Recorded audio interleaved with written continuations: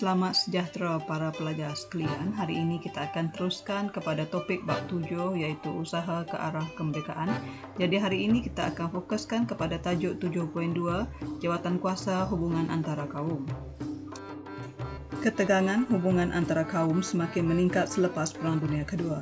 Pemimpin kaum dan British sedar tentang kepentingan perpaduan dan British menyatakan kemerdekaan hanya akan diberikan apabila kerjasama antara tiga kaum dapat diwujudkan. Oleh itu, perundingan antara pemimpin kaum dilakukan untuk mewujudkan kesabilan politik, ekonomi dan sosial untuk berkerajaan sendiri. Jawatan Kuasa Hubungan Antara Kaum atau CLC ditubuhkan pada tahun 1949 yang menghimpunkan pemimpin utama masyarakat pelbagai kaum. Objektif penubuhannya adalah seperti berikut. Yang pertama, mengkaji hubungan kaum secara mendalam. Yang kedua, membetulkan keadaan politik, ekonomi dan sosial supaya wujud pembahagian yang adil untuk semua komuniti.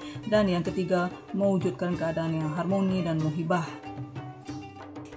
Rajah yang berikut akan menunjukkan anggota jawatan kuasa hubungan antara kaum.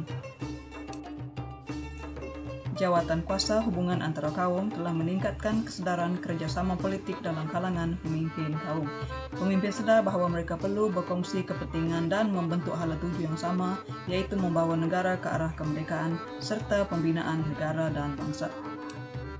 Seterusnya adalah peranan jawatan kuasa hubungan antara kaum.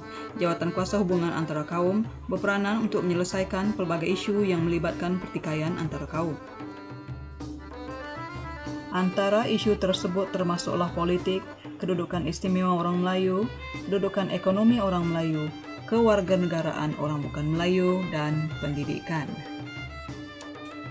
Dalam bidang politik, isu yang dikemukakan adalah persediaan ke arah berkerajaan sendiri. CLC berperanan mencadangkan peralihan ke arah berkerajaan sendiri dilakukan dengan memberikan pengalaman pilihan raya secara berperingkat kepada penduduk tanah Melayu. Kesannya, pilihan raya telah diadakan pada peringkat Majlis Bandaran, Majlis Negeri dan Majlis Perundangan Persekutuan. Isu yang kedua adalah kedudukan istimewa orang Melayu.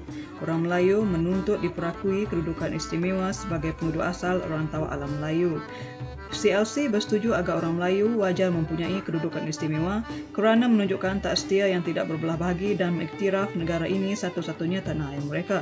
Kesannya, kedudukan istimewa orang Melayu di negara ini diperakui dan kepentingan sah kaum lain turut diiktiraf. Perkara yang ketiga adalah berkenaan dengan kedudukan ekonomi orang Melayu. Isunya, orang Melayu tidak memperoleh peluang yang sama seperti kaum bukan Melayu dalam sektor perniagaan dan perusahaan. CLC mencadangkan penubuhan agensi untuk meningkatkan ekonomi dan pendidikan orang Melayu. Kesannya, RIDA ditubuhkan tuntutan Dato' Onn Jaafar. Perkara yang keempat adalah berkenaan kewarganegaraan bukan Melayu. Ketegasan orang Melayu terhadap pemberian syarat kewarganegaraan kepada kaum bukan Melayu. CLC bersetuju kewarganegaraan kepada kaum bukan Melayu penting bagi memupuk taat setia. Kesannya, syarat kewarganegaraan telah dilonggarkan untuk memberikan kedudukan politik kepada kaum bukan Melayu.